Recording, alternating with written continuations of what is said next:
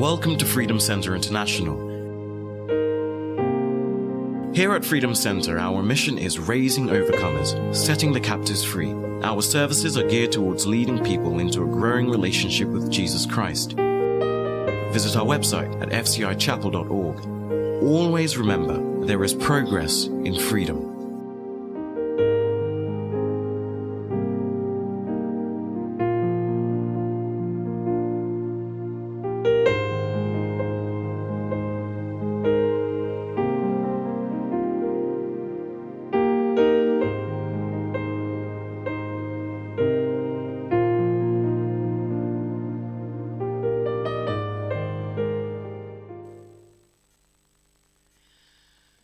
Service français de Freedom Center International.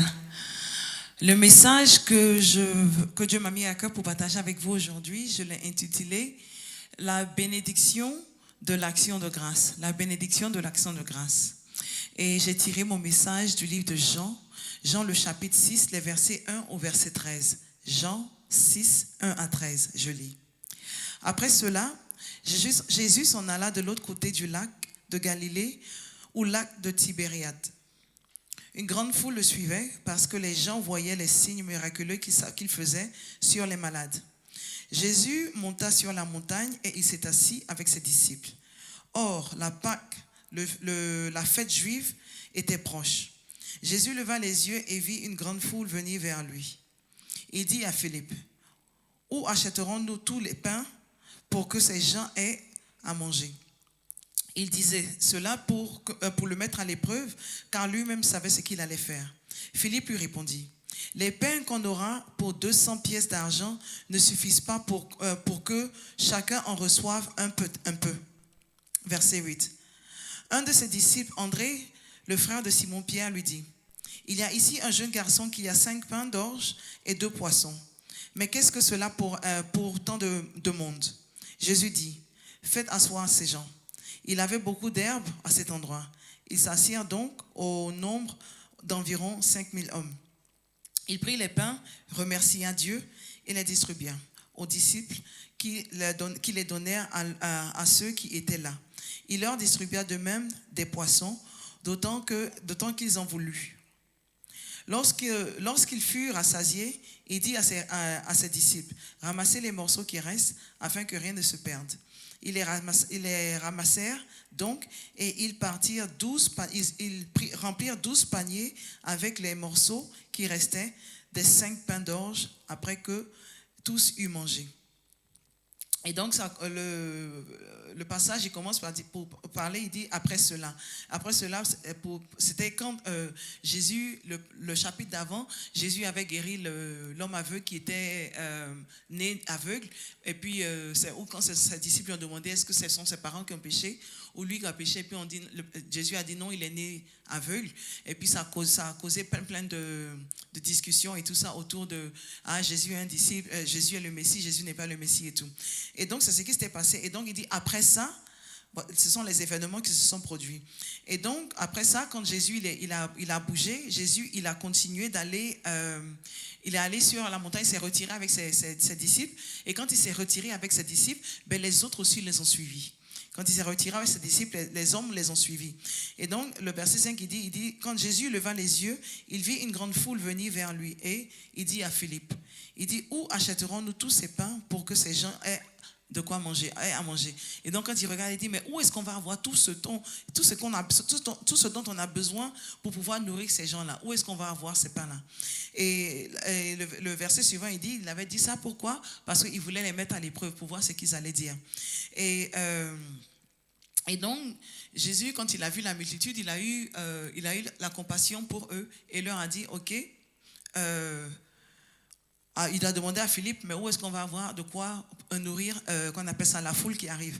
Et Philippe, lui, il a oublié avec qui il était. Il dit, Philippe, il répond, il dit, mais les pains qu'on aura pour 200 pièces d'argent, je suppose que c'était les 200 pièces d'argent qu'ils avaient, c'était l'argent qu'ils avaient sur eux.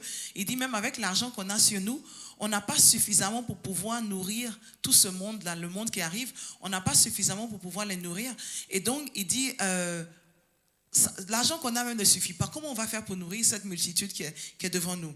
Et donc, Pendant qu'il finit de parler, il y a André, un autre des disciples qui vient et puis qui dit, il y a un jeune garçon qui a 5 pains et 2 poissons. Mais il dit, même avec tout ce qui est là, est-ce que on va pouvoir, qu'est-ce que ça peut faire même ça? Ça n'est rien comparé à la multitude qui se présente là devant nous. Ce n'est rien comparé à ce à ce dont on doit faire face.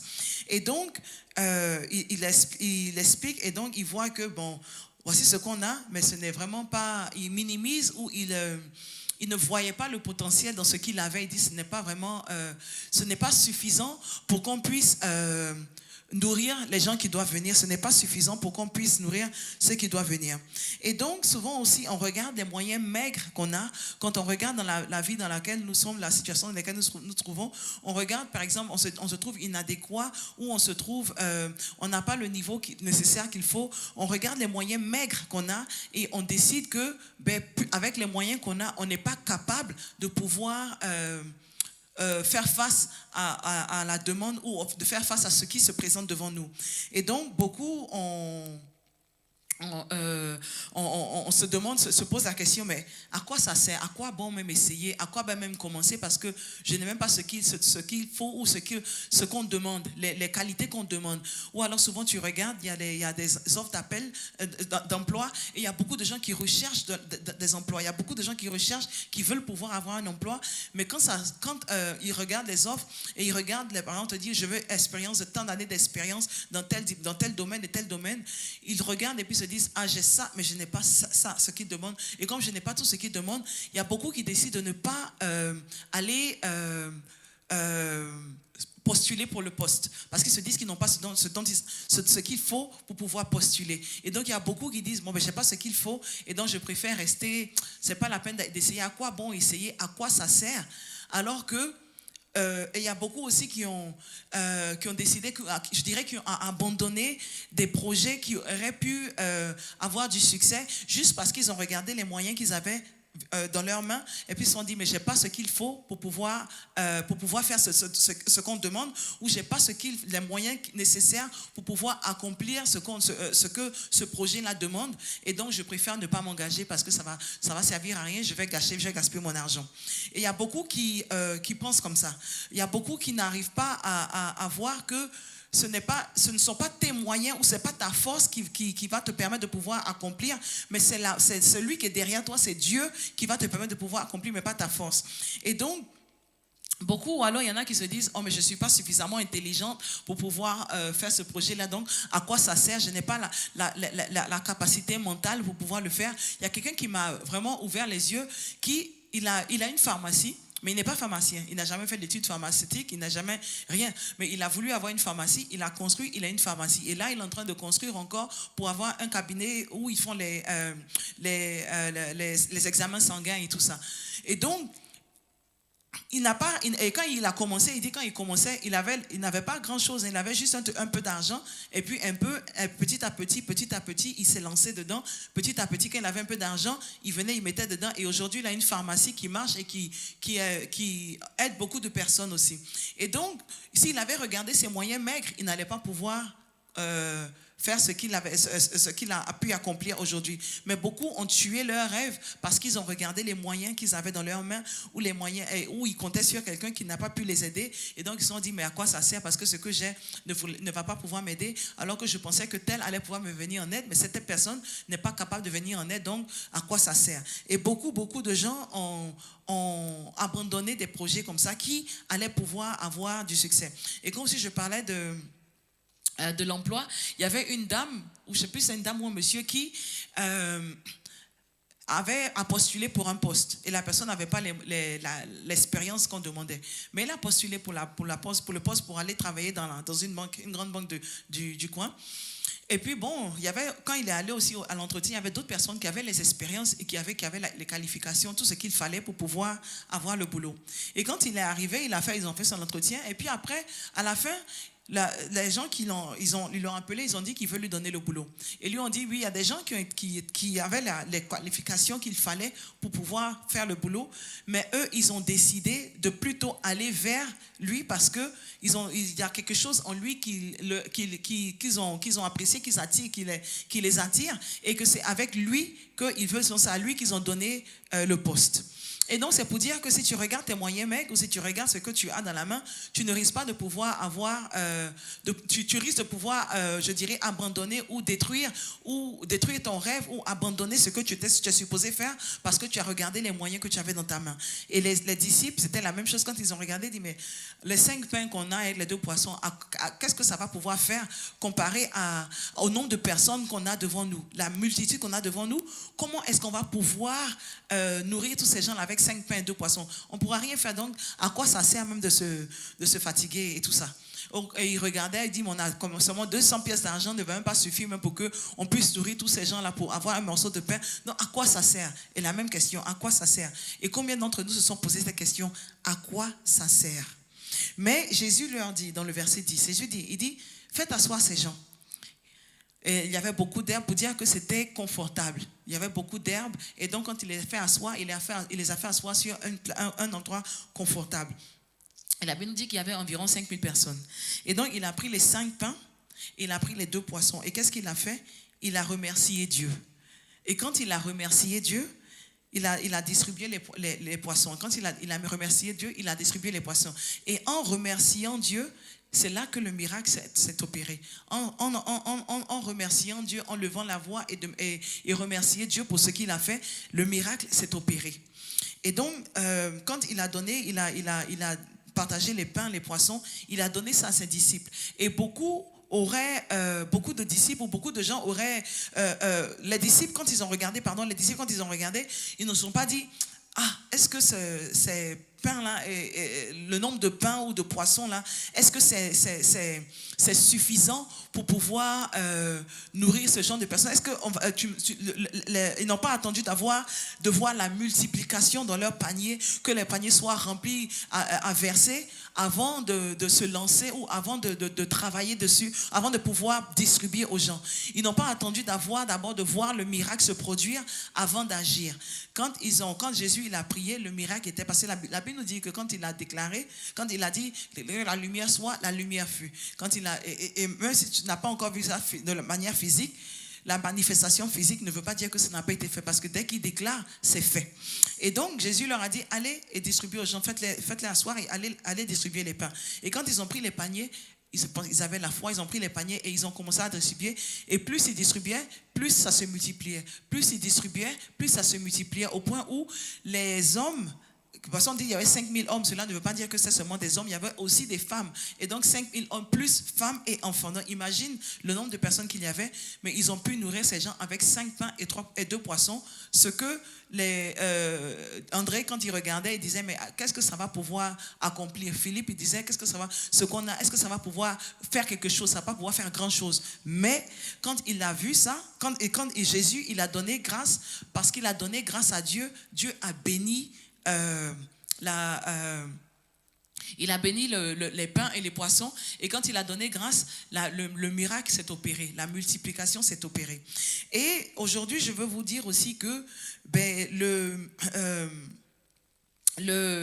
l'esprit qui anime Jésus, il est aussi en nous.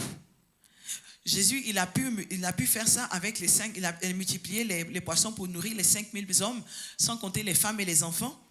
Et le même esprit qui l'anime, nous anime aussi. Parce que dans le livre de Jean, le chapitre 14, le verset 12 au 13, il dit, en vérité, je vous le dis, celui qui croit en moi fera aussi les œuvres que j'ai faites. Et il fera même de plus grandes œuvres. Il fera les œuvres que j'ai faites et il fera même de plus grandes œuvres. Il dit, parce que je vais vers mon Père. Tout ce que vous me demanderez en mon nom, je le ferai, afin que la gloire du Père soit révélée dans le Fils. Et donc, il dit, ce que vous allez faire de plus grandes œuvres, vous savez, ce que j'ai fait, et même de plus grandes œuvres. Et donc, si lui, il a pu nourrir les 5000, vous aussi, vous avez la capacité de pouvoir multiplier quand vous donnez grâce. Dans ce qu'il a fait, il a donné grâce à Dieu pour ce que Dieu lui a donné. Et donc, quand tu regardes tes mecs moyens, tu vois les idées que tu as.